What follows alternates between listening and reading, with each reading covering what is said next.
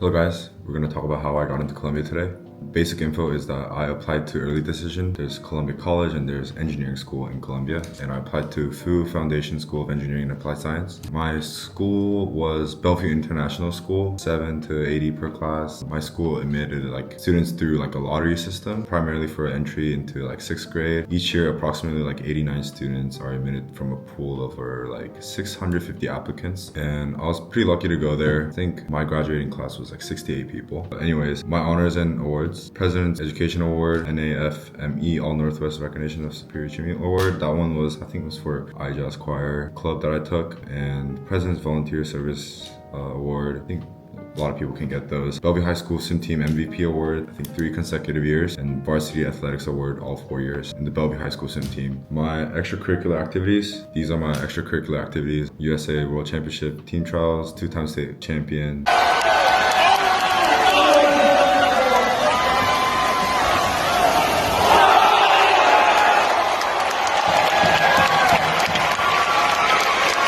Washington State all-time butterfly record. I don't know if they're broken or not, but as far as I know, in high school I broke them. 2019 Winter Junior Nationals champion. That was 200 free relay. USA Swimming Scholastic All-American team. Winter Junior Nationals, 3rd place in my senior year of high school. Craft Adoptee Family Foundation president. I ran that for 2 years. It was like volunteering. It was really fun, and I was part of National Honor Society, iJazz Choir member as a 0 period. They helped me boost my grade.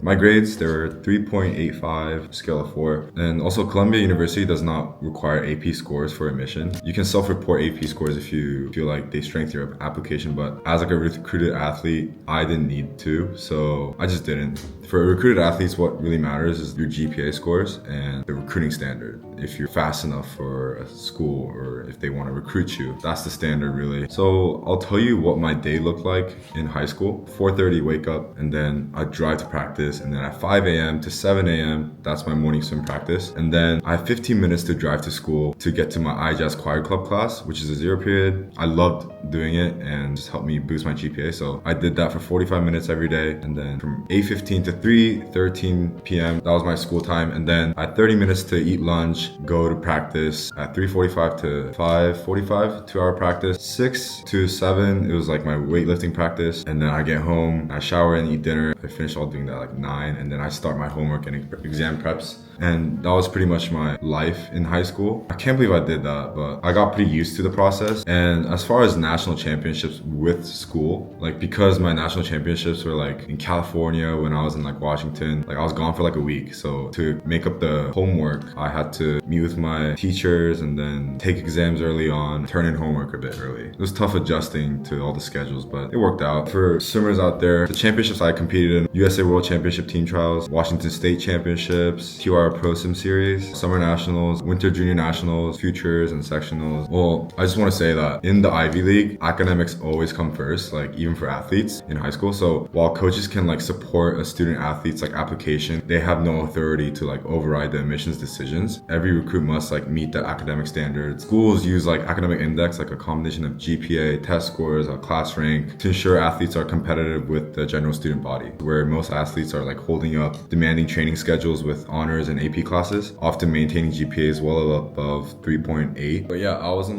the most insane student ever, getting A pluses in all of my assignments and tests. But I did manage to get 3.85, which was good enough for me to get recruited in Colombia. Maintaining a high grade, doing all of the swimming was mentally challenging, but it was all worth it. As far as recruiting process goes, I talked to Harvard and Princeton. I don't think I was fast enough for them. I got offers from Cornell, Brown, Columbia. This is kind of funny because Columbia was the last school that I ended up talking to during the recruiting process. Yeah, I rejected Cornell and Brown, and then I committed to Columbia. It was a very fun experience because I started swimming in high school around 9th grade. Before that, I was doing other stuff like taekwondo or tennis. My mom said you should swim, so I was like, okay, I'll try it out. And then I got pretty lucky. Swam for 2 years, and then starting junior year, that's when a lot of the swimmers can start getting emails about getting recruited. I talked to a lot of schools, and my final decision was Columbia. And for all the young swimmers out there that are, trying to get recruited to prestigious universities, I would just want to say, like, if you think you're not fast enough, don't give up, because I was not at the recruiting standard until very last year, which was senior year. I got recruited very late. Just don't give up. You just don't know when you will see your full potential. And for me, I had 48 seconds in the 100 fly until senior year. I went to one meet, junior nationals, went 46.81 at Winter Junior Nationals at Texas.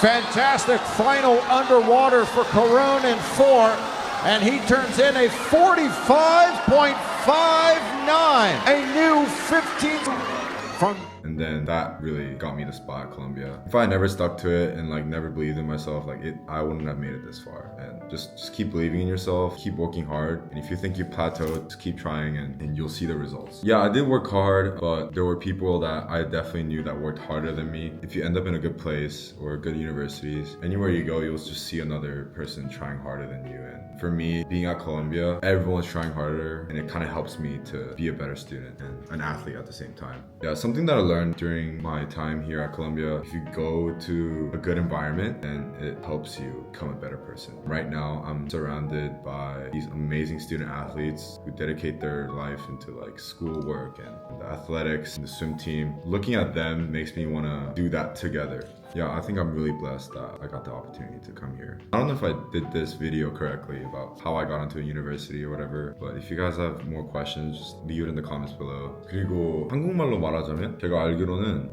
이런 명문대 약간 아이비리그 이런 학교들은 약간 공부만 잘해서는 안 되는 거를 깨달은 것 같아요. 저는 공부를 잘하고 뭐 만점 받고 그런 건 너무나 커먼하니까 이 아이비리그 이런 대학들은 약간 공부 잘하는 거 말고 그 이상 더 뭘 할 수 있냐 약간 그런 걸 다 보는 것 같은데, 저의 케이스로는 수영이었고 수영으로 스카우트 받고 들어간 거였는데 공부도 어느 정도 해가지고 약간 이런 학교들은 공부만으로는 안 된다는 거를 저는 깨달아가지고 그냥 얘기하고 싶었어요. 저는. Also guys, student athletes are a little bit different, so the recruiting process, if you're curious about those, just leave them in the comments down below.